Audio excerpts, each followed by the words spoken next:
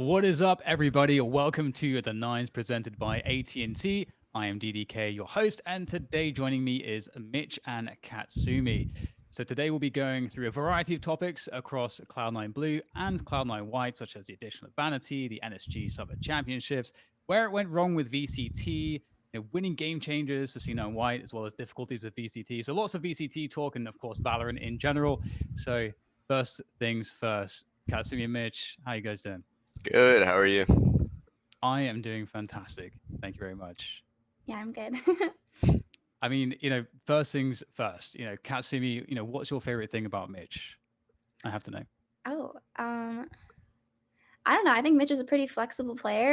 You played a lot of agents recently, haven't you? Just like a lot of diversity there. So yeah, I guess. Yeah. I was expecting you to say, really like his hair or, like his Yeah, your hair great, is great pretty cool fashion too. I'll go sense. there. Oh, thank you. Yeah. Thank you. Thank you. Mitch, what's your favorite thing about Katsumi? Um, I think from watching your streams, I pop in like every now and again. I think you're a really great teacher. Like you're always like talking about what you're doing, and it's really helpful to like the newer like player base. So yeah, I go with good teacher. Wow, that's we're really pumping each other up at the beginning of the show. I Yeah. really like that. So, I mean, continuing with that trend, we can jump straight into some topics here for Cloud9 Blue. Of course, Mitch, you had a very good weekend, winning the NSG Summer Championships, and congratulations on that. You had Vanity standing in, so well, you've had Vanity for the last few matches, in the Yeah. team now. So, how's that all feeling? I think he was the missing piece that we needed, and a true IGL. As you guys know, like I picked up the IGL like a couple months ago, and I was kind of just slotted into the role because our coach thought like I was the best fit on the team at the time. So I think he gives us like great direction and like every round, I guess. With also me and Leaf like still chipping in a lot and Zeta, but yeah, he gives us like great direction, I guess. Like one true like voice on the team. Yeah, it's not been, of course, like many games so far. It's just, I mean, it's Yeah. not. I mean, how many days has it even been? That's barely a week. I feel like, Yeah, a week or and two of practice with him. like, how's that general process been with Vanity in terms of Vanity's integration into the role of IGL? And I mean, you guys have had a lot of turmoil. We'll talk a little bit more about it in a moment, but there's been a lot of back and forth. So in that sense, is the process going well so far? Kind of integrating him, and are you having to switch up roles elsewhere in the team? Yeah, we kind of went through a phase of always like switching up our roles just to try and like try new things, I guess, and it ended up like not really working out because we had a lot of players that played on like one role for a long time, and we kind of like snapped out of that and said like let's just go back to our roles that we know we're really good at, and yeah. Well, Katsumi, what are you making of this pickup of Vanity? It's like a pretty big signing. Are you seeing like a difference in the C9 Blue kind of performances yourself? Is it kind of very visible? How are you feeling about it as well? Yeah, I think like a true IGL is something that a lot of pro teams in Valorant are like missing right now. And Valorant is a game where like every single player needs to be able to like chip in and be like flexible and give some direction. But having one person who really at the end of the day like knows how to make those calls is just so important. And I think Vanity is a really good pickup for the blue team as well. Iceland representative. Like, yeah. So I'm really excited about watching future games, and I did watch a lot of the NSG. So Yeah, I mean, you're both very smart players. You're playing, the controller for you, Katsumi, and more Sentinels and so on for you, Mitch. So it's I feel like those are both roles where there's a lot of thinking, a lot of like looking at the macro aspects of the game. Is being an IGL, do you feel like a transition is possible for either of you in the future? Like, how do you actually feel about that role for yourselves? I'll throw it to you, Mitch, first of all. I mean, I think I could do it in the future, but I would need to put more work in, I guess. But I personally like I think I would rather like stay as like a secondary voice on the team, or like someone always chipping in to whatever the IGL is saying. Yeah, I feel the same way where being an IGL takes a lot different work than the other players on the team where you have to do a lot more like VOD reviewing, and it's just a different role entirely that like is kind of unknown to people who haven't really done it before. And playing around a lot of really good IGLs I think is something that helps a lot too. But I also feel like for now I'm definitely better on the secondary voice. Yeah, it's definitely a challenging one. I suppose as well, like there's a lot of pressure to put in an enormous amount of work. Not that that's a bad thing necessarily, but I feel like having to split your mind. I know in CS:GO, for example, there was this dynamic that everyone became really aware of with the fact that if you're an IGL, that you're taking care of so many more things about the game. It's like harder to sort of focus on the kind of things that you're doing in the game, like your role on your agent, hitting your shots and being in the right place for the team in that sense. So that's always felt like very challenging. Like there is a particular type of person their brain is able to do all of those things, and for it not to really affect their individual performance very much. So it's definitely it seems like very valuable when you do come across those players. So good to see it's going well for Vanity so far. To kind of go forward with that a little bit more, Mitch. What are the next steps here now with Vanity? You guys have just come off this awesome win. Obviously, we've got last chance qualifiers around the corner. What's the preparation going to look like with Vanity now? Just grind scrims for the next month or two, all the way up until LCQ. Try and work out any of the bad stuff, I guess, out of our play. I'm not sure if we have any other tournaments, like maybe small tournaments in the near future, but that's our main focus right now is LCQ. Awesome. Well, I'm looking forward to seeing how that goes. It's going to be an amazing tournament. NA is so stacked. Honestly, it's Yeah. going to be really entertaining. But speaking of scrims as well, and I'd love to hear your take on this too, Katsumi. Is who are the good teams to scrim against? Because I get the sense that in the professional team scene, there's a lot of teams that are just like kind of a nightmare to scrim with. It's hard to get good Running it down. practice. Yeah. Yeah, it's good practice in scrimming in the pro scene. Do you feel like you waste a lot of time? Like, who are the good teams to scrim against? You can throw some people under the bus if you want. Be my guest. I would love for that to happen. I don't think there's necessarily like a waste of time in these scrims because teams could still do this in matches if that makes sense. Like just playing hyper aggressive all the time, but you need to learn how to stop that too. But I don't know. The good teams of scrim, I guess, are like Envy and actually like Complexity. I think is a fantastic like scrim partner. Um, Sentinels, yeah, they're like half and half. It depends on the day, I think, but yeah. Yeah, I also agree that like some of those teams that like might be like running it down are like some of the teams that we might struggle against, and it's always good to have experience against those people who just really don't care. Like they're just going for it. But I think some of our best scrims have been with maybe like T1 and also their academy team as well. Yes, it's really interesting to hear about because I know that people don't think about it too much because I know that some teams do have like you're talking about Envy. They're I know that Envy is a very strategic, very tactical team, a team that really tries to focus on those things. And it must be harder to kind of run or get some of the data that you want when the Yeah. environment doesn't feel as consistent in the practices as you would like. So speaking of Envy very quickly, and we had the top three qualify through to Berlin, the NA representatives very recently. And 100 Thieves, Sentinels, and Envy made it through. Arguably this is like an amazing showing for NA, for the strength of NA going into Berlin. Any thoughts from either of you on these three teams? Any things that are surprising or notable or predictions going into Berlin? I don't really have predictions. I just hope one of them wins for more spots in LCQ. But I hope like Envy does really well. I know a lot of those guys, ex teammates of mine from Counter Strike, so I hope they do really well. And Tens, obviously, of course, too. Yeah, I'm hoping and I believe that NA will come out on top in Berlin. I'm a huge Envy fan, I won't lie.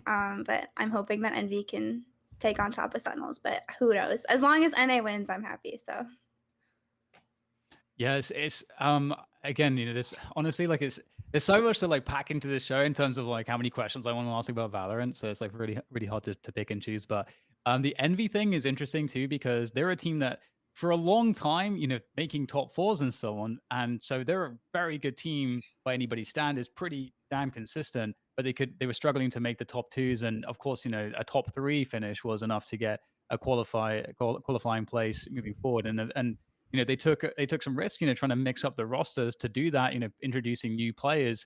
Um, that is obviously a very difficult thing to think about if you're a team that's already having so much success. So like, why is it, do you think, that Envy made some of those changes? And obviously it's looking like it's working out really well, but there's always a world where it may not have worked out so well. So with Envy, do you think the writing was on the wall when they made the roster changes, or do you see it as like it was a big risk to bring in some of the new players, such as Marv, DA, and so on and so forth over the course of time? I kind of do think it was a big risk. Obviously because they have like all those players have been playing together for like so long, so like you're gonna lose that chemistry that they had, but you might gain like a higher skill ceiling or peak, I guess. But I'm happy for Envy. They found their key, I guess, to success, and I hope they do well. For sure. Yeah, I was gonna say I agree that like identifying when like or where your skill ceiling is and like figuring out, it's always like painful to think like who's the weak link and how do we raise that. But I think that Envy did take some risks and it's really paying off for them. And I feel like we have both ends of the spectrum here because, of course, like Cloud9 White's had such a strong, consistent roster for quite some time, and of course, Envy. Yeah. We can rather Cloud9 Blue have Envy on the brain there. There's definitely some questions here. If you can, I'd love to kind of pick your brain a little bit about this, Mitch, because we've had somewhat of a revolving door with Poise. So what do you guys think of him overall as a team? We all think he's an incredible player. Like he's really gifted. He could be like a top player easily, but the one thing that hinders him, I'm sure a lot of people know, is his communication, and that's kind of a big thing in this game. Like as a duelist or a jet, you need to be the one like kind of calming the most because you're seeing everything. The people in the back aren't really like getting the info like a jet is, unless it's like Sova or something. But yeah, that's like the one big thing about Poise that we're trying to still work on currently. Yeah, I mean, that was, I guess, going to be my next question, was why have you swapped him in and out so much? And, to everybody listening, they may think, surely communication should be one of the easiest things to kind of address and fix. So like, to anyone thinking that, what's your opinion on the idea of communication at this level? Is it something that's an easy fix, or is it like a personality thing? What's the deal or the hold up on that? It could be a personality thing. I don't know. He is kind of a quiet guy, but um, I'm not too sure like how to fix it other than like keep showing examples of good communication from the past, or like having him watch like team comms from other teams that are doing really well. But yeah, we're still trying to work on it every day. Well, I've heard Katsumi's a really good teacher, so maybe we can Yeah. get Katsumi on the case on this one. So, I mean, you sort of answered the question there in terms of like, swapping him in and out. And I know this must be difficult, and like, just the dynamics on the team, and having to adjust constantly for player roles changing up and so on. And speaking of which, things are looking super promising, in challenges 2, but what's been the big difference then between challenges 2 and challenges 3? Because you went from competing with some of the top teams in the region and looking amazing to sort of having some tragic losses to Rise and Luminosity. And then we have Floppy getting dropped for a Poise, and through midway through challenges 3. So there's been a lot of kind of roster turmoil going on. So yeah, what's the big difference between challenges 2 and challenges 3? I guess like I'm not too sure because I felt like I called the same in both challengers 2 and 3, but I think we really messed up some crucial rounds against Rise, like mid round, like post plants and things like that. But against LG, I think your boy Dre just took over the game on Reyna on like every map. It was really hard to play against. He's pretty damn good. Yeah. It's yeah, I mean, Luminosity is a really great team. I think actually, Katsumi, didn't you guys run also into Luminosity, I believe? Yeah, we did play Luminosity. There were some fun games, but I definitely like a rematch. I Yeah, mean, same. all right. So, what's it like, for both of you then, the experience playing Luminosity, or what was sort of like getting the blue and white perspective on it? What were the difficulties for your team, or the style that you play, in terms of what you ran into against them that was so hard to deal with, or you need to adjust? I don't know. They kind of have like a really unique play style, but they're like all on the same page. It feels like they don't play like a lot of pro teams. They have really like I guess like gimmicky plays that like will catch you off guard and on like a key round that's like really huge, I guess. But playing against them, I think your team communication needs to be like on point, like on that day. Yeah, I agree with that. Like, you have to be really flexible and have really good comms. Yeah, they do have those gimmicky plays, and they just have a ton of pop off potential on the individual players on their team, and that's something that we struggle with on my team as well, is like dealing with that. Yeah, it's I mean, I feel like this is like a feeling that it's like it transcends every single game. It's like just being up against a mechanically extremely strong team that seems way too confident for their own good. And there's some teams that feel like they're always just on a heater, and like you're always expecting like, okay, they won't, we just have to keep doing what we're doing and eventually be fine. But then they just never seem to stop actually hitting their shots, and the confidence just grows and grows. Those teams I always felt like were difficult to deal with, and like in the games I've competed in as well. But it is interesting, it's flipping the script a little bit in terms of luminosity.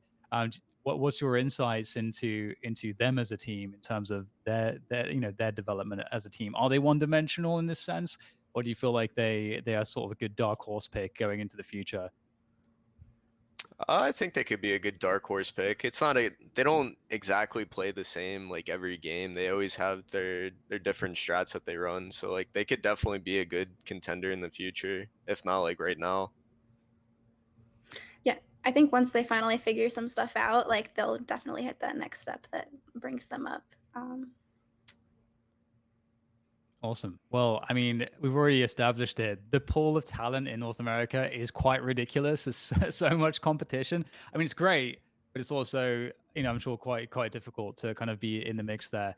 But speaking of, just making adjustments and playing against Luminosity, it is now time for us to switch in to the VRT powered by Microsoft segment, where we take this Valorant review tool and we check out a VOD. So I'm going to pull this up. I selected a couple rounds, and the first one is going to be the 6th round. This, just for some context here, Cloud9. This is a Cloud9 Blue versus Saw match, and this was in the NSG Summer Championships that we just had. And in this matchup, this was actually the one map that C9 Blue ended up losing in the series. So I thought it'd be interesting to take a couple rounds from this, just as some what can we learn. We're doing some VOD review. If you guys are doing that at home and watching your own demos or watching demos of pro teams and trying to learn, then we can give you some extra insights and some of the thought processes around that.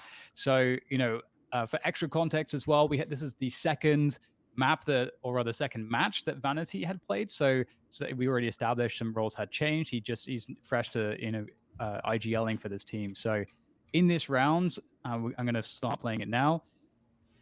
There is a couple things I want to highlight, and we talked about sort of teams that are good at sort of just ball rushing, decides with confidence, and I feel like we saw some of that in the attack here for Saw.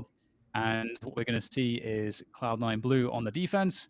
And as I skip here, the first action we see is sort of Leaf being aggressive, but getting some early mid control. So there's some setups here for that mid control, dealing with the turret aggressively. So that's a huge win as well, because in terms of control, that allows Cloud9 Blue to have basically they've removed a check now for the attacking team in terms of, are the defensive team, are they pushing B main? That turret's been destroyed now. So there's a huge advantage early into this round for Cloud9 Blue. So before I go further into the round, I want to get your take, Mitch, on having this much mid control as the defenders this early.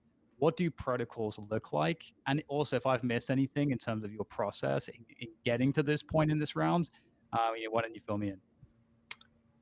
So I mean, basically, we're just doing like a mid walk here, and we're trying to like take the fights to them, catch them off guard. It's good that we broke the Killjoy turret, so now they're basically like pushed all the way back into spawn. We have me on B to delay B, I guess, get like 1 or 2, and maybe stall long enough for rotates to come through market. And we have Astra, Vanity at A, just basically chain smoking A main, and gonna delay for as long as he can for us to rotate back. So, Katsumi as well, in this kind of a position on the defense, what are some protocols that you're thinking about on the defensive side? Yeah, I mean, I guess with you have a lot of info here when with all that mid control, so they have to be like funneled towards one of the mains, and since you do have those like stally agents on both sides, just figuring out which side of the map they're funneled towards and figuring out how to rotate or catch them off guard and get there before they're like set up and comfortable in a post plant, I guess. Yep, just try and get a quick pick at mid and fall off. And is there anything else like in terms of like reading the ultimates that plays into how you make your next decision off of this information? Yeah, of course. We're basically doing this on a big round like this to try and like get that pick on a guy with an ultimate, or just a pick on anybody, I guess. But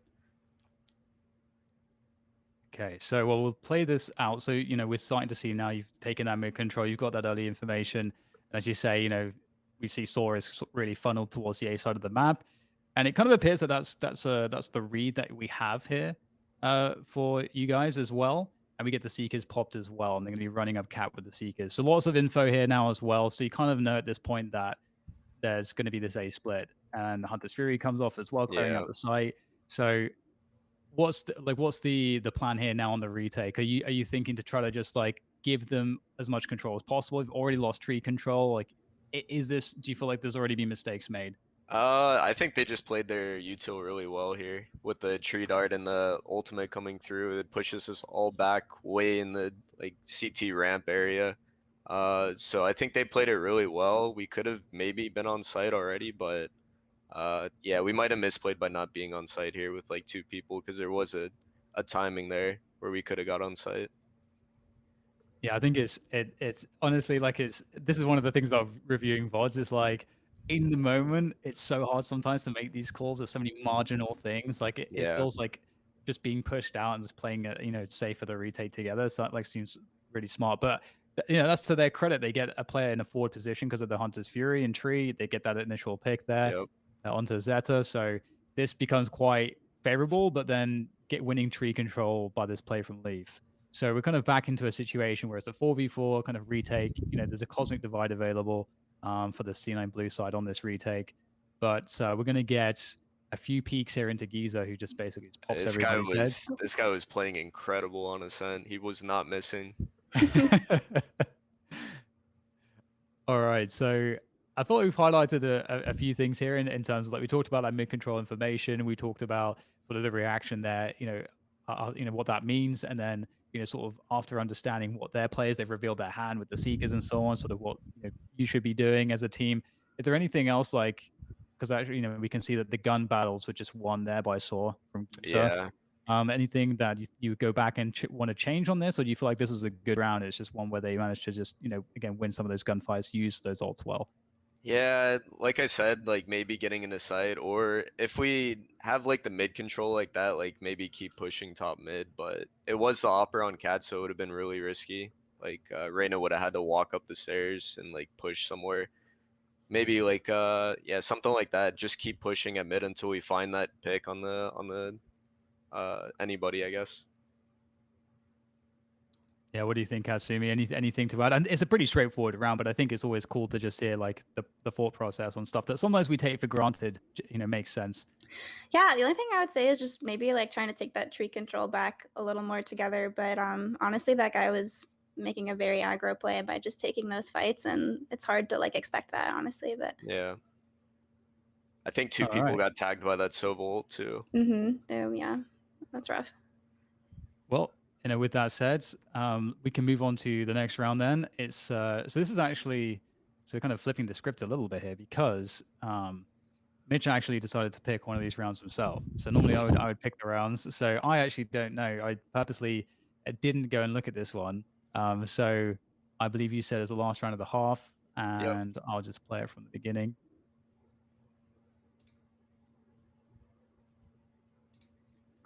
Is this good? Is this a good spot? That's okay. fine. All right. I'm So gonna play it for you, and you can take us through this. You can tell me when to pause if you need. Okay.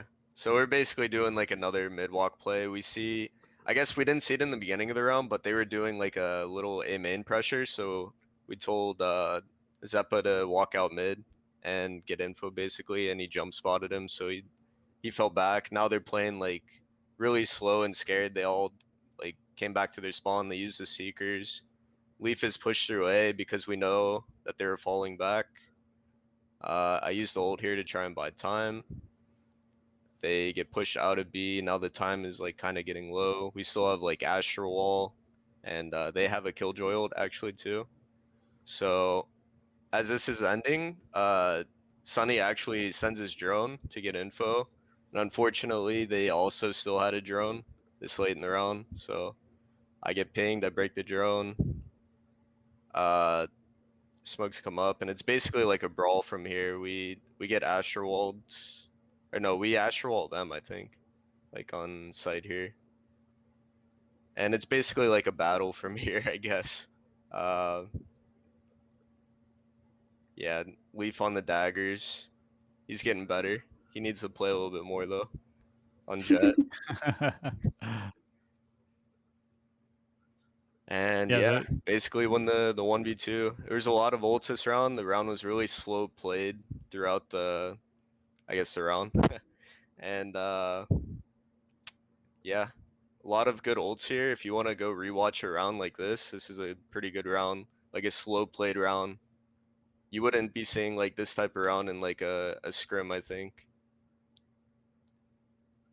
Yeah, and it's interesting too. Again, I think what I really like about the approach of just trying to take that mid control, there's lots of ways you can make it safer, and especially if a team is not doing a good job in actually defending against that, and you can get Yeah. it for cheap. It's such a good thing to abuse, and we can also see at the same time, like as you said, like that aggressive A main control. So it's kind of insane, like how much control as a team you're actually getting here. And the other thing to note there, we don't have a camera on it, but you can maybe tell me how cheap was it to get the A main control? Of course, you've got Leaf on the Bladestorm, but you have a utility set up, like I believe, like a one-way smoke at the end of A main, and so that's really cheap. And a suck on orb also. But yeah, I think we basically knew right away that they were faking a main control, so Leaf just pushed through. All they sent was like a bird and maybe a dart. I'm not sure. I didn't see the dart, but he just kept going. He knew they were leaving, and yeah.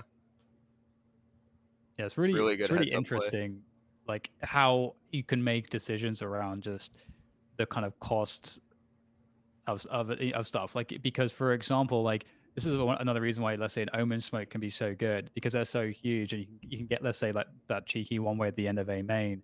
If you send it at the beginning of the round and the team didn't actually get beyond it, they then have to actually spend a lot to clear that position because they don't know what's there. And so, yeah, it's really interesting seeing those dynamics. So it seemed like you guys were able to get a lot of these advantages throughout this half, actually. But if there's any adjustments from this game that you can make, or things that maybe you guys actually discussed after this matchup, what were you thinking of focusing on, going to the next one? Because obviously, despite getting all that information, it seems like a lot of advantages, you were not able to kind of convert. I think we just lost a lot of aim duels on this map. Like I said, that Giza guy was just hitting us with incredible shots on really like key rounds, I guess, and yeah, that could snowball throughout the game. And I feel like I've been dominating the mic a little bit on this one. Katsumi, do you have any thoughts on this round? No, I guess it just shows how important like having those reads are. Like that they were just faking their aim in control, and you get literally so much space off of that, including a pick. Which yeah, I don't know, just being able to make those decisions to push is just so crucial in a round like this. Yeah, and the coordination behind the Cosmic Divide was pretty good. I know it's a funny thing because you don't necessarily, you're not necessarily, doing a 3-2-1 everyone go type of thing and like, timing it all out. But like that, the general sense here was that coordination was pretty good behind that, so that you can trade off each other and clear it with numbers. So there we go. Those are the two rounds we were looking at here for the VRT powered by Microsoft on today's the Nines, presented by AT&T. So yeah, I think I love nerding out about the games. There's so many small things, and I think it's always really fun to kind of think about. And in terms of just a general thought with VOD review for you both, is how do you guys use that a lot, more so as a team exercise, or individually too? Can you both speak to how reviewing your VODs can help you individually and as a team, and sort of maybe some of your favorite processes to get value from reviewing stuff? Yeah, you definitely need to find that balance. I think you need to do both, like getting Yep. better individually and as a team. Like we usually do review our VODs as a team and we go over like, hey, you should have calmed here, like, swing with me, stuff like that. Or we just go over like how to like efficiently play like setups, and things like that. It could be anything though. And also watching your own VODs is huge because you gotta like understand like what you need to get better on personally. Yeah, no, I agree that doing both is really important. We definitely watch a lot of like key rounds that like, like our coaches thought might have been like really good to look over. And like as a team, you like identify things more like, like they had a mid gap in a lot of their rounds and we should have abused that more. Like we should have traded here better, like retook this space or something like that. But I definitely watch a lot of my own individual VODs and like there I'm more looking for stuff like how could I have taken this fight better or like I don't know, like how could I have used my stars more efficiently there? Yeah, both are very important. Do you ever like take action, like do you create action items to say, okay, I've noticed that my game's a little bit weak, maybe on for example, like the Astra, util or something like that, and I'm gonna kind of create like a focus on some practice matches where I just focus on this one thing, or is an approach that works better for you to just have more of a generalized approach? Like, what works best for you guys in terms of actually creating something actionable from all of this studying? Because I know a lot of people out there that this is maybe a missing link that they know that they should watch VODs and so on to get better. Everyone always says watch VODs, but for them, it's hard to see necessarily how to convert that into improvements when they're playing the game. Basically, like in our scrims, if like any situation happens where it's like, I don't know, like let's just say like the other team has a bunch of ults or whatever, we'll like pause the game and talk about it and be like, yo, we talked about this. Let's do what we talked about. That's like the action part. Um, but yeah, other than that, like me as a sentinel, I have my setups, and if I want to try like a new setup in a scrim or something, we could run me on like one bomb site like 12 rounds in a row, and I'll get like a lot of practice doing my setups on that bomb site. Yeah, when I VOD review, I write down pretty much like overarching like goals for myself, which it could be something, like I have to recall my stars faster when I'm rotating, or like I need to have better comms when I'm dead for my teammates or something like that. But I do like to keep a list of all the things that I'm working on, just to like keep that in my mind, not necessarily to like pull it up and pick like one that I'm going to work on, but just to like make sure that I'm not forgetting about all these things that I noticed in my gameplay. Um, I like it. I like writing stuff down is pretty huge. It's Yeah. super huge, actually. And so then the question is, what is better for both of you between writing, pen to paper versus something digital? Because for me, it's pen to paper is way more Mm. effective, but I wish it wasn't. Notepads work fine for me. That's what I've always been using.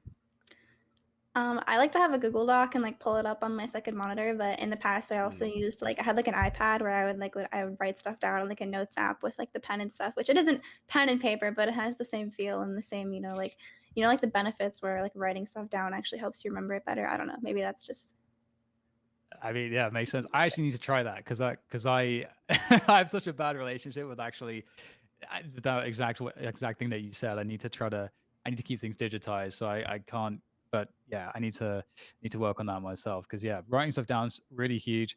Even stuff like I've noticed a lot of players I've spoken to pros get a lot out of just actually writing down sort of how they're feeling around their games. Like just looking at more of even the emotional side of things to kind of like understand more of what's going into the day when you played really well or the day when you actually played pretty poorly. Because we've got, I feel like, a great tendency as human beings to kind of focus on the wrong. We think that it's the wrong thing. I mean, this is why VOD reviewing is so huge. With my teams in the past, it's always it was a fun exercise sometimes to like ask people right after the game when you like, let's say you lost or something, or even if you'd won, and be like, okay, why do you think we won that game, or like where did were the kind of win conditions that we achieved to win the game, or for you lose a game and it's like, okay, why do you think we lost that game? And then going through people's reasons and then actually like creating that checklist, then watching the VOD and then being like, we're all completely wrong. So Yep. it's kind of weird how we just like Yeah. focus on the wrong stuff after the game because we're like really emotionally like we only Yeah. have that one slice. Yep.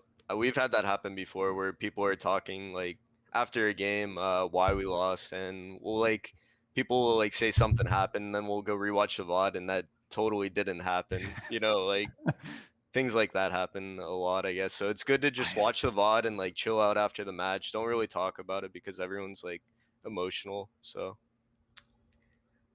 No, I agree. Like you can bring things up in rounds, like, hey, like you should have done this, just as like quick criticisms. But if there's like any disagreement at all, we leave it for VOD review because like you really don't know what happened on everyone's POVs and what info they had or didn't have that led to their decisions. And that's why VOD reviewing is so important rather than just arguing with whatever is in front of you. yeah. Yeah, it's I mean, oh man, it's an interesting one. Before I go into my next point, I have to remind all of the viewers that as per the usual, we're giving away a Puma gift card, and this is open to entrants aged 18 and on, residing in the USA. And all you have to do is type hashtag Puma in the chat to enter to get on top of that. But moving the discussion along this line slightly forwards, I think something that's always topical always is coaching and because tying in this idea of trying to review matches, trying to improve the team, trying to manage personal relationships in the team as well. Because as you're saying, like after the game, if you don't have like a proper process and structure in place, it can be really easy to actually blame your teammates for a loss or to slowly over time have this inner narrative where you are having this process go on over time that's unchecked, and you start to kind of maybe feel like someone on your team is worse or doing than they are or doing things that they're not really doing, and then that just creates bad dynamics on the team. So coaching is something that of course is great to kind of help instill these processes and keep players honest with them. And I feel like coaching is also extremely it's an unknown quantity in esports. We have no real standard for it. It's kind of just word of mouth. If you're in the right place at the right time and people know you or like you can kind of get in there. But it's very hard to know, given that there's many different hats a coach can wear, which hats in particular a coach on any given team might be wearing, because maybe they're really good in the analytical aspect, maybe they're not so good in some of the other aspects that would come under the kind of branch term or the umbrella term of coaching. So as a very general question for both of you as well, like coaching in Valorant, like what do you think coaches bring to the team the most in terms of helping to improve the performance? What is most needed for teams in Valorant? Yeah, I don't know. It's like it's a weird topic for me, I guess. But um I think there needs to be like a balance between like being personable with players and like being an analyst and also like coaching your players. You need to have like a good relationship with your players and have your players trust you, I guess, and trust the work that you're doing for them. Um but yeah, I'm not too sure, honestly. I think coaches wear a lot of hats, especially on my team, but having that just like neutral, like overlooking voice of someone who's just like seeing what you're doing without the bias of like being in the game or like feeling emotional about like how you played or something, I guess is just important. And also just like managing, I don't know, like managing conflict and coming up with like new strats or anti-stratting. There's a lot of stuff that coaches do, but I think having that neutral voice is really important for a team. Yeah, especially, I mean, there's like so many layers to it too, because I feel like, we've seen it historically too, whereby you'd have a coach that maybe they're actually, a great coach, but they don't have the right power in the right areas of the decision making for a team. Like maybe they have no impact on whether to cut a player or to add a player, and that like comes from like upper management and with very little consultation from them, and maybe it's coming directly from a player instead. There's like a lot of like different dynamics that can happen. So it's super weird in the esports world right now with coaching. So I always think it's a fun one to talk about to see what people think and feel and like where their heads are at with it. But with that said, let's talk a little bit about Cloud9 White, and of course, you guys are coming off of a win. It was, I don't want to say it's a long time ago. It's like it's reasonably recent. Winning game changers again, 3-0 against CLG Red, easy. You guys are always winning the game changers events. I mean, how does it feel? How does it feel to like just back to back be winning these events, and in terms of what like how those events are to play? How does all that feel for all of you at Cloud9 White? Katsumi? I think these events, it's obviously nice to win them. There's a prize pool. competing is always fun, but I think honestly it's just like a minimum expectation for my team at this point that we're winning these events. And our actual goals for the team go a lot further than that.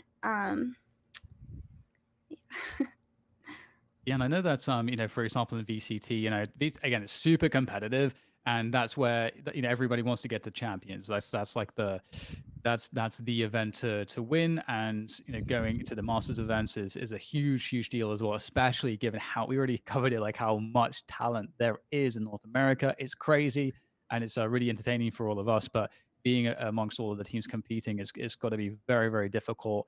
Trying to grind to get through. And I mean, speaking of grinding, like your previous result there was a loss against Brimstone Gaming, but in the round of 64. But this had multiple, like two, is a three mapper and many overtimes on two maps, and then the final map I think was a 13-11 loss. So that had to be absolutely heartbreaking. And how was that matchup for all of you? That was honestly all three of those games that we played on that day they're really fun matches. Like that felt like real Valorant to me, but it was a really disappointing loss. And I feel like on a different day and a different time, like we definitely come out on top and a lot stronger. But it was it was really heartbreaking to lose after that, even though the games were really entertaining. Yeah, we also had a really long day. We had like some issues with like people on the team, but we also there's like that was the day where all the servers, like all the Texas servers, like broke. Do you remember what I'm talking about? So we had to pause for a really long time, and our day ended up being like 10 hours or something, even though we only played like 5 maps. And yeah, it was a really long day, and I was really proud of how we came through and like kept our motivation up to the end, even though we ended up losing. Yeah, that's tough. Like the long days, everything drawing out. It's definitely, I mean, it's one of those things, isn't it? Where it's like it kind of sucks, but at the same time, it's like, I mean, as you said, you got to play like a very, I mean, those matches are great in one sense, as you say, like playing to your absolute limit and like really kind of putting everything into it. And if you feel like you came away with that with a loss, even though you went super hard, and it looks like that was exactly, that was the case. And there's a lot to take from that, and that's so it's good that that's kind of how you feel about it. But yeah, it's difficult with these long matches, and it's not even Counter Strike where the matches are like a lot longer as well. It's crazy how fatiguing playing TAC FPS actually is. But speaking of that matchup and like moving forward, what is, do you feel like there's something holding you back in terms of your results, or do you feel like it's a case of actually just working on different aspects of your game, bringing it all together? Yeah, I think the whole goal of our team is we're just like developing our individual players a lot. And even, I feel like I'm 10 times the player I was last week, like I feel like I'm improving every day. And I mean, I feel like every player on my team is as well. And just, you know, as players who didn't have a lot of, like CS experience coming in and like playing catch up with all these people, like we're competing at a, not the level we want to yet, but I think that we definitely have the potential to make it there. Like we haven't reached our ceiling, not even close. Definitely. I mean, and you've got, we talked previously about just how difficult it is for Mitch, and just, having all of these roster switch ups constantly and having the flux there. You guys have seemed like a very tight knit unit, and you're absolutely crushing it in that sense. And it seems like the camaraderie, the chemistry is really great on Cloud9 White. So that's really fantastic. It looks like a super fun environment. In terms of where the team's at now, like what's the general sense, and is there something specifically that you're working on right now, like whether that is like map pool or agent pools, or different compositions, or changes that you're making that are maybe larger than kind of some surface stuff? Right now on my team, we're kind of at like there's no like huge tournaments coming up, right? Like we're just gonna play in all the small ones that we possibly can. But right now we're really focused on individual improvement. We do a lot of VOD review, looking at our own VODs. Yeah, and I think Valorant is in a state right now where like teams are kind of winning, like not necessarily because of all the insane strats that they have, but because they have a player who just got 2 kills when they should have gotten one. And and just having that pop off potential from everybody is like important right now, and we're just kind of working towards making sure that we can do that as well. Absolutely. I mean, with that said, do you both feel like there is too much variance in Valorant, or do you think that this is something manageable if we, let's say, have less turnaround on the metas, because we have a new meta quite frequently, which is always going to bring some instability for a while. Does it change too much? Is there too much variance? I don't know if there's too much variance, but I think change is good from time to time. I don't know. I kind of didn't like the Viper buffs like when they first happened because that just drastically changed the game, like how it was played. But like if they could find like a little balance between their buffs and nerfs and things like that, I think it's great. Yeah, the game does change a lot. It does feel like it changes a lot. It also feels like there's always a little aspect of like randomness, or like not necessarily randomness, but like, it's not all about, like who gets the most kills. Like one ult can like change the momentum of like 4 rounds or whatever. So there's always just like a feel where like anything can happen. And I like that about Valorant. So I'm not really sure, but I'm just waiting for I picks mean, and bans on agents. I think that's gonna be fun when they add that. yeah. Are you're both for that then? Yeah, I am. I'm not sure how it would work, but I'm sure Rye would make it good. So whatever, I trust whatever they do, honestly, at this point. That's awesome. Yeah, I mean, at the start, it kind of seemed like, I mean, that was always for me, like, it's funny actually about the international Dota. I was like, for me, I played loads of Dota, but I never enjoyed watching the pro scene that much. But I love the pick ban phase at the international. Just the hype, the tension there, and just like seeing the analysts go over the pick slowly is just like awesome. And I was like thinking, that's kind of crazy that we could have something like that with Valorant. I don't see why not. So yeah, it would be really interesting to see that. I think it also kind of changes the kind of player that you need to be, because you of course have to be able to adjust things on the fly. It totally changes things. You can't come into a tournament with loads of set compositions and strats. You have to have, like, how do you even prepare for that? You have to, I mean, well, there's the question. How would you prepare for a tournament which has picks and bans? You basically have to put in more work, I think. Like more work on different comps and agents, and you need to be able to flex like many different agents. You can't just be a one trick on these teams. Yeah, I think it puts a lot more pressures on individual to be flexible and to, be adaptable in many ways.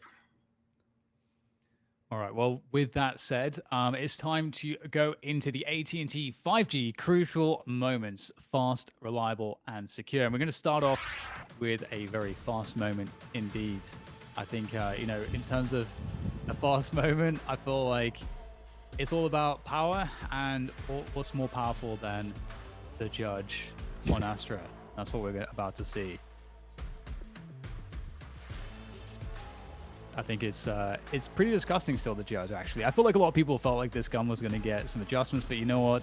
I like how, Vanity is, open things up with, with the team, kicking the door down with the Astra, getting the suck and the judge in there. So with that clip out of the way, it's time for something a little bit more cerebral, as this is Cloud9 White in Game Changers, showing just an awesome push and pull of rotations by playing some fakes on the attack and pulling the defender rotation for CLG Red totally out of position. You'll be able to see on the map here, that will be brought up in a moment, that the Raze player will be moved all the way across from the A site. And this is just a use of sound cues, so you get the initial drop down there into ropes, making all of that noise, which makes CLG Red think, okay, this is going to be an A hit, and then it's basically a fake of a fake, which is pretty genius.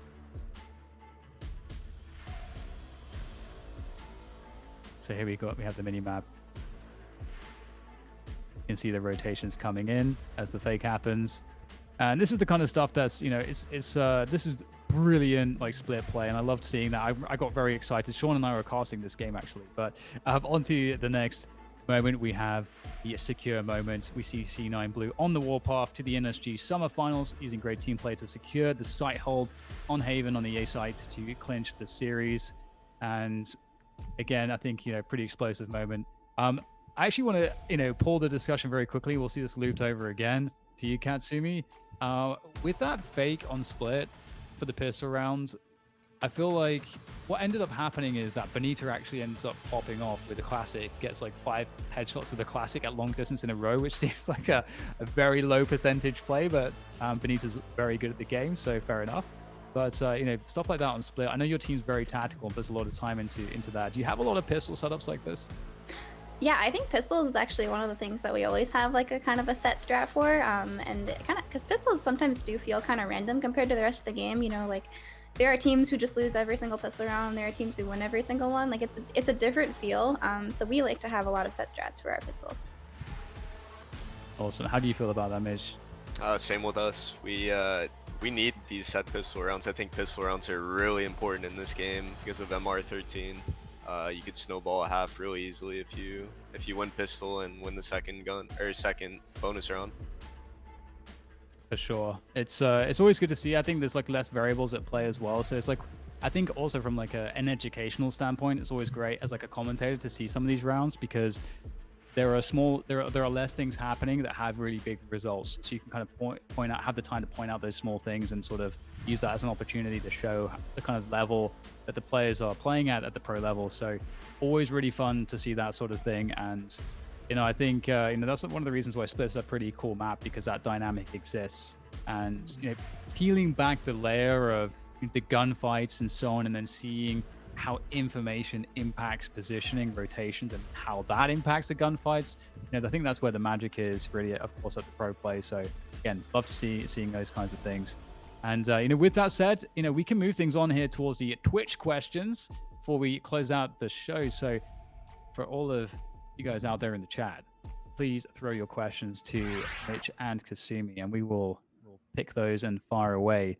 And before, whilst we let some of those, build up a little bit, I have a question generally about Valorant for both of you. In terms of playing Valorant and practicing, is this game? Do you feel like it's as stimulating in terms of just putting the hours in as CS, like less or more, and then why? Because I feel like it's hard to answer that question for myself. So I'm curious if you guys have an answer. I think it's more stimulating as like there's so many abilities and variation in this game rather than CS where everyone's like the same player. I guess you get smokes, flashes, nades. But in this game you need like every ability, every different, sentinel, initiator, whatever, duelist. And there's so much variation in the game that it's way more stimulating, I think. Yeah, I completely agree. Like every role is so different. Like you can't just throw like one player onto something else and like they will be good at it right away. But like if you ever get bored, you can just pick up a new agent, pick up a new role. Like the game is always new and exciting in some way. Absolutely. And I think, Kasumi, we got the first question, which is for you from Tex Arena. How do you prepare and warm up before a match? I do a lot of deathmatch. I love deathmatch. I don't love it as much as I did in CS, but hopefully Valorant will make some changes too. But I do a lot of DM. Yeah, like maybe like 5 to 8 of them on a match day. All right. From Audio Felix or Philex, when will Mitch stream? I knew it was coming. Soon. That's all I can say. Soon, TM. Yes. Oh man, you can't give us something. I gotta do my boy Audio Philex here. Some credit here. I mean, come on, Mitch. We can do better than soon, TM. All right, tomorrow. Oh, okay. Wow.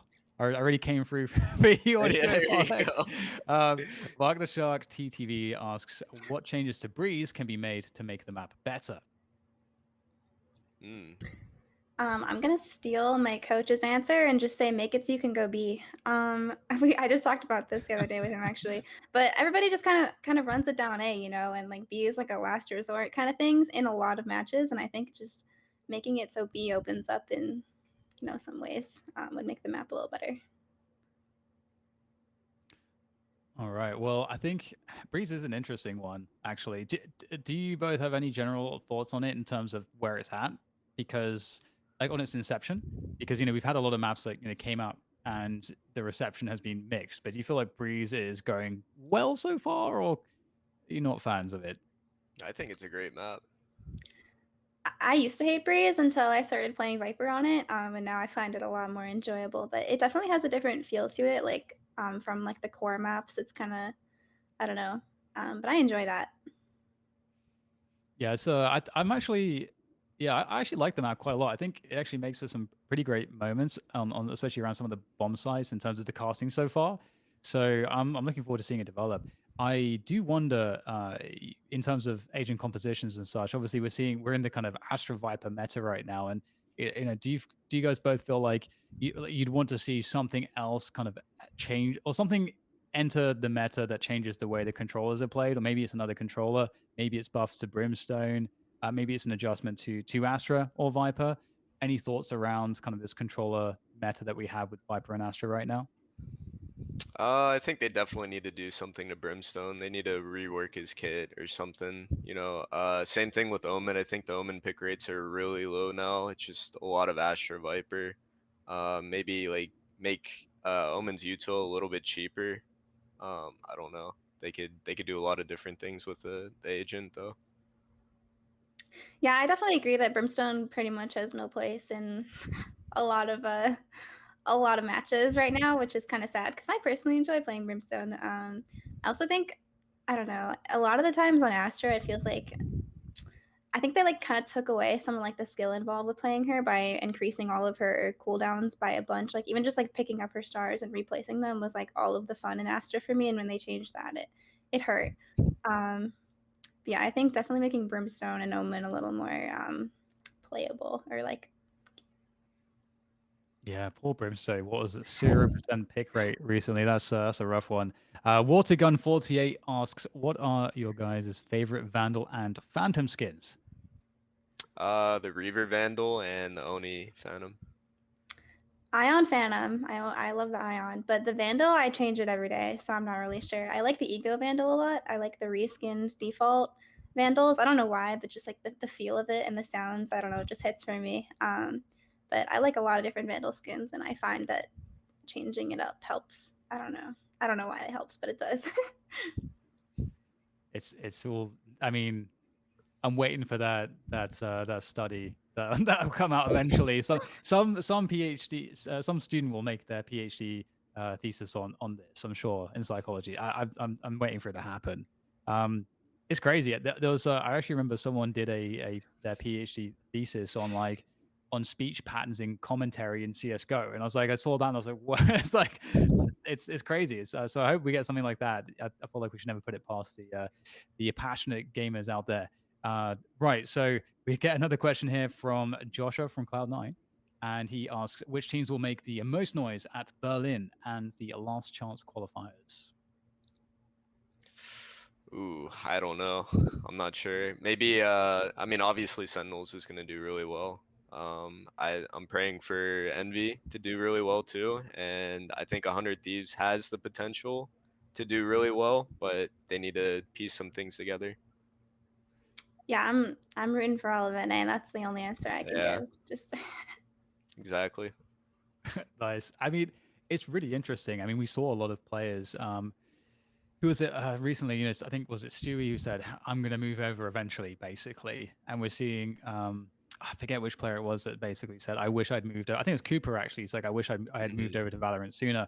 Obviously, for those who are sort of Valorant only and haven't sort of been around CS for a while, or seen how that ecosystem's changed in North America, and in particular, North America has really struggled in the CS:GO scene in terms of supporting the amount of talent that's out there. So it's kind of this natural thing that we're having lots of players come over. So I guess a question from me would be, with a lot of the CS talents coming over, how do you think that will impact things in the North American scene in Valorant? Mm, I mean, there's definitely going to be a big impact. They're going to bring over their new ideas and what they bring to the table, their high skill ceilings, their peaks. But yeah, there's going to be a lot of roster changes, I guess. Like there's going to be a lot of flip flopping around, I think, in the pro scene when these players do decide to switch over. Yeah, I don't know. At the end of the day, I think Valorant is a different game, and there are going to be some people, not maybe a ton, but there are some people who are going to be good at Valorant that like, weren't good at CS. They're just like Valorant players. They aren't just like CS players who swapped. But I do think that a lot of new minds and a lot of high skill ceiling players will definitely. I think it'll improve the scene, but it'll be a change. Well, it is actually not really interesting too, because I feel like there is this element of a lot of these pro players. Let's say, and if we do take someone like Stewie, for example, you're going to be hard pressed to find somebody that has as much LAN experience as someone like Stewie does. And eventually, presumably, hopefully, I pray that the future of Valorant is LAN events and we get back Oh to yeah. that kind of reality. And so there's lots of players that have no LAN experience that are really good at the top of the Valorant scene because it's all been online. And speaking to the difference or the ability to perform in front of a crowd on a stage, having that level of experience when you're in that really hard game, to make it through, to that semis or that finals and the playoffs bracket at LAN. Do you feel like a lot of teams are gonna overvalue the experience of some of the players from CS versus their actual Valorant skill, for example, like name value? Is that a thing? I think it definitely is a thing, but I think they have good I don't know, good intentions with it. Like if they're bringing over a player like Stewie, they know he's going to perform or he's going to only get better. He's going to grow and grow. But yeah, with that LAN experience, I think that's actually kind of huge that people don't really think about in Valorant. Uh, Playing on LAN is just a whole different beast. It's like so much more pressure and it's a completely different game in game because everyone's on 5 ping. It's a more fair level playing field. So Yeah. The Yeah, I the think. Pika's advantage and so on, it definitely gets diminished a bit. Sorry, Katsumi, I interrupted you. Oh no, I was gonna say I definitely agree that some people are gonna be better on land than others, like in game, but also just like dealing with that pressure is like a new skill that in of itself that some people are gonna be better with and some people aren't. So I'm definitely interested to see what happens. Well, with that said, it's time to close today's show. Mitch, we know you're going to be streaming tomorrow because you've committed to that. yeah. You've told everybody on the live broadcast, so that's happening. So, any other things that you want people to be aware of in terms of what you're doing, or any follows on social media that you'd like, in particular? TikTok, do you have a TikTok, for example, that you're trying to No, I build? don't have a TikTok, but you can follow me on Twitter at Mitch CS:GO, and my Twitch is Mitch TV if you want to watch tomorrow. Awesome. And Katsumi, what are you up to? Where can people find you? I stream Wednesday through Saturday at like 10 Eastern around there, so come hang out. Katsumi FPS. Awesome. Well, it's been a pleasure speaking with both of you. And thank you, everybody in the chat, also for watching today's show. The Nines presented by AT&T with me, DDK, your host. And that's all from myself, Katsumi, and Mitch. And we'll see you on the next one. Cheers.